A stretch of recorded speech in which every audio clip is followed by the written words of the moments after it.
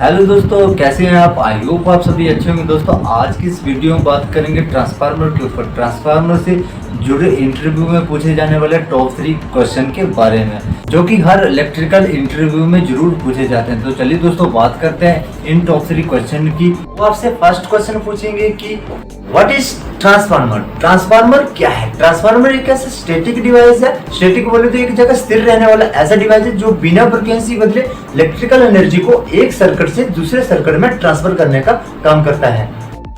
फिर आपसे second question पूछेंगे कि क्या ट्रांसफार्मर डीसी सप्लाई पर काम करता है? तो आपने सिंपल आंसर देना है जी नहीं। यदि ट्रांसफार्मर में डीसी सप्लाई देंगे तो करंट दिशा नहीं बदलेगा और वाइंडिंग में मैग्नेट फील्ड जनरेट नहीं होगी, जिससे सेकेंडरी वाइंडिंग में वोल्टेज इंड्यूस नहीं होगी। थर्ड क्वेश्चन भी पूछ सकते हैं कि टाइप ऑफ ट्रांसफार्मर, ट्रांसफार्मर कितने प्रकार के होते हैं? फिर आपने आंसर देना है कि ट्रांसफार्मर को कई कैटेगरी में डिवाइड किया गया हुआ है। फिर वो आपसे पूछेंगे कि आप हमें बता सकते हैं कि ट्रांसफार्मर को कितने प्रकार की कैटेगरी में डिवाइड किया गया है। फिर आपने उन्हें आंसर देना है जी, जैसे कि सप्लाई बेस पर, वाइंडिंग बेस पर, कंस्ट्रक्शन बेस पर, सर्विस बेस पर, मेजरमेंट बेस पर, कूलिंग बेस पर और फंक्शन बेस पर। इसके बाद फ्रेंड्स वो आपसे इन बेसिस के बारे में डिटेल से भी पूछ सकते हैं। तो चलिए स्टार्ट करते हैं। नंबर 1 पर है सप्लाई बेसिस, यानी कि सप्लाई के आधार पर। सप्लाई के आधार पर बात करें तो जो हमारे घर में एसी सप्लाई आती है वो सिंगल फेज या 3 फेज होती है। तो ट्रांसफार्मर भी 2 ही प्रकार के होते हैं, सिंगल फेज या 3 फेज। नंबर 2 वाइंडिंग बेसिस, यानी कि वाइंडिंग के आधार पर। दोस्तों बात करें वाइंडिंग के आधार पर, जो ट्रांसफार्मर के अंदर वाइंडिंग होती है वो 4 प्रकार की वाइंडिंग होती है। अब मैं आपको ये क्लियर कर दूं कि 4 प्रकार की जो वाइंडिंग है वो कौन कौन सी होती है। तो नंबर 1 पे ऑटो ट्रांसफार्मर, यानी कि आप इसे सिंगल वाइंडिंग ट्रांसफार्मर भी बोल सकते हैं। इसके अंदर एक ही वाइंडिंग होती है। दोस्तों इसका काम इतना होता है कि ये वोल्टेज को ऑटोमेटिक अप एंड डाउन करता है। और उसके बाद 2 वाइंडिंग ट्रांसफार्मर और 3 वाइंडिंग ट्रांसफार्मर और 6 वाइंडिंग ट्रांसफार्मर भी होते हैं। नंबर 3 कंस्ट्रक्शन बेस, यानी कि बनावट के आधार पर। बनावट के आधार पर बात करें दोस्तों तो जो बनावट के आधार पर ट्रांसफार्मर होते हैं वो 2 प्रकार के ट्रांसफार्मर होते हैं, एक कोर टाइप ट्रांसफार्मर और एक shell type transformer. Number 4 service based, service के आधार पर। सर्विस के आधार पर बात करें तो सर्विस के आधार पर भी 2 प्रकार के ट्रांसफार्मर होते हैं। Number 1 power transformer. दोस्तों पावर ट्रांसफार्मर वहाँ पे लगाया जाता है जहाँ से बिजली तैयार होती है और वहाँ से आगे वोल्टेज को स्टेप अप करके आगे ट्रांसफर करने का काम करता है।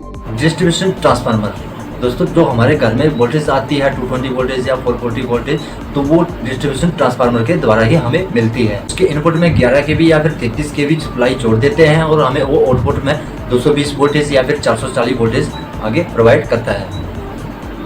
कूलिंग वेस्ट, कूलिंग वेस्ट पे यानी कि कूलिंग के आधार पर। कूलिंग के आधार पर बात करें दोस्तों तो कूलिंग के आधार पर भी 2 प्रकार के ट्रांसफार्मर होते हैं। एक होता है ट्राई ट्रांसफार्मर। तो दोस्तों ये जो ट्रांसफार्मर है इसकी जो कूलिंग है वो एयर से होती है।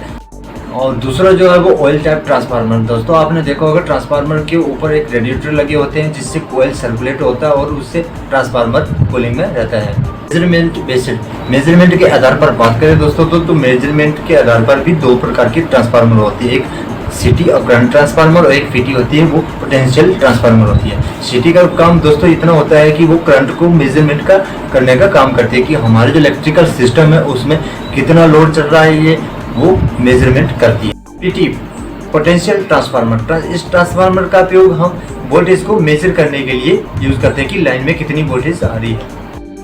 नंबर 7 फंक्शन बेस्ड, यानी कि कार्य वर्क के आधार पर बात करें दोस्तों तो जो ट्रांसफार्मर होते हैं वो 3 प्रकार के ट्रांसफार्मर होते हैं।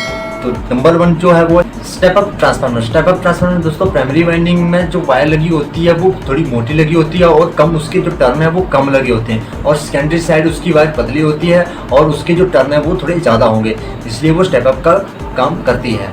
और नंबर 2 है step down transformer. Step down transformer दोस्तों जो प्राइमरी साइड वाइंडिंग होगी उसमें जो वायर लगी होगी वो पतली वायर होगी और उसके जो टर्न होंगे वो थोड़े ज़्यादा होंगे और जो सेकेंडरी साइड जो वाइंडिंग है दोस्तों उसमें क्या होगा कि जो उसके टर्न होंगे वो कम होंगे और जो वायर होगी वो थोड़ी मोटी होगी। क्या होगा दोस्तों, जो हमारी वोल्टेज है वो स्टेप डाउन हो जाएगी।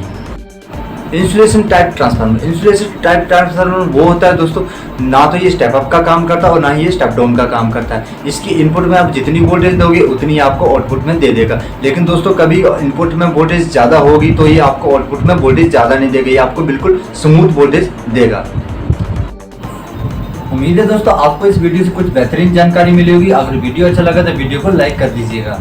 अगर आपका इस वीडियो से जुड़ा कुछ सवाल है या फिर इलेक्ट्रिकल से जुड़ा कुछ सवाल है तो मुझे इस वीडियो के नीचे कमेंट करके ज़रूर बताइएगा, मैं उस पर अच्छे से डिटेल में वीडियो बना दूंगा।